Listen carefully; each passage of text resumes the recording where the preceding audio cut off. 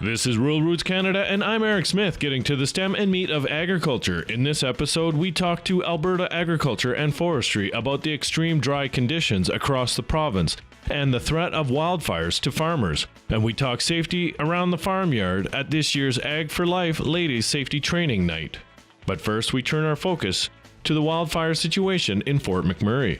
Alberta Agriculture and Forestry will be coordinating efforts to save horses in the Fort McMurray fire zone. Right now, they are concentrating on gathering information from horse owners from the area.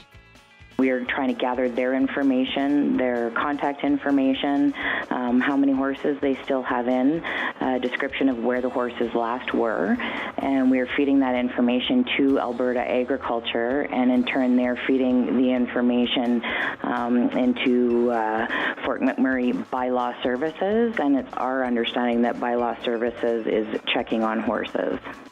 Dantu says that they have had a lot of offers to help, especially to house the horses after they are rescued, but that is not what is needed right now. What we are encouraging people to do right now is financial donations. Those can be made directly to our organization.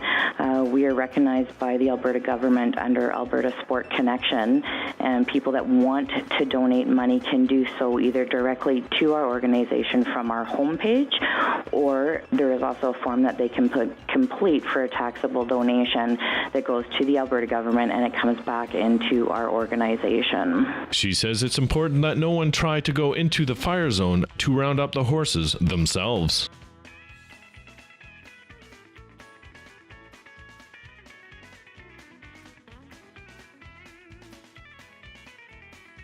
The threat of wildfires is always a possibility while operating heavy machinery in extremely dry conditions. Jeffrey Driscoll is with Alberta Agriculture and Forestry.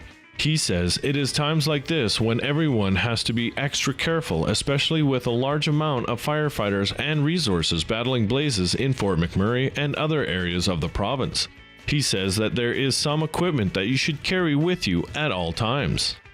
As simple as keeping a fire extinguisher in your cab. If you're out in your fields and something happens, you hit a rock or something and a fire starts, getting it under control or putting it out very quickly is key, because as soon as it starts to spread, of course, it's a lot more difficult to stop. Maintaining your farmyard is also important in preventing wildfires. As simple as cutting your grass. You know, there are a lot of areas across a farm that if fire got in there, it can spread really quickly. Just make sure your grass around your fences is low and there isn't very much of it. That way, fire can't really catch into it and it won't spread nearly as fast. Rocky Mountain Equipment in Balzac hosted Agriculture for Life's second annual Ladies Farm Safety Training Night as a part of Canadian Agriculture Safety Week. Safety is something that can be overlooked occasionally when farmers and ranchers are eager to get back to the grind.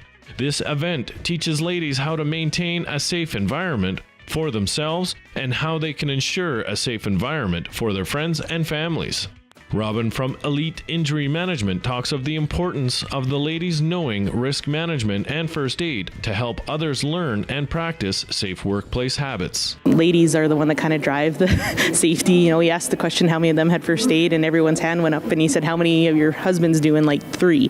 So it's, and most of, you know, they are the ones that kind of are going to drive it, and they're the ones that are going to be the ones doing the paperwork and saying this is what we have to do next. Agriculture for Life CEO Laurie Williamson says the importance in this event not only comes from all of the information the ladies are getting, but from them sharing stories with one another about what goes on within their own farms. There's always great stories, and they, when they open up and they start talking about some of the best practices and safety protocols that they have on their farms, and that's some of the best learning. Williamson talks of the success of this event and says that there are plans already in the making for next year. This year being our second year, we're building on the success of our first year last year.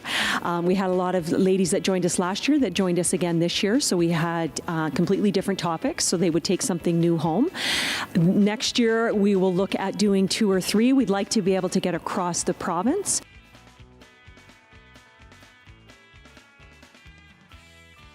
For more on these stories, go to ruralrootscanada.com. For Rural Roots Canada, I'm Eric Smith.